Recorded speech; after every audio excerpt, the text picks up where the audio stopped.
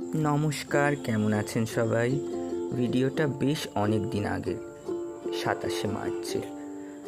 আমরা চলে গেছিলাম কঙ্কালীতলা পুজো দিতে। সেখানে গিয়ে ফুলের মালা, পুজোর সমস্ত উপকরণ কিনে চলে গেছিলাম মায়ের মন্দিরে পুজো দিতে। বেশ ভিড় ছিল, ভিড় ঠেলে মায়ের পুজো দিলাম।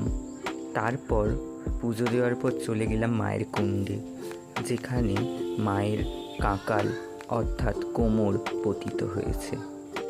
সেখানে মালা দিয়ে ধূপ মোমবাতি দেখানোর পর আমরা চলে গেছিলাম ভৈরবের পুজো দিতে।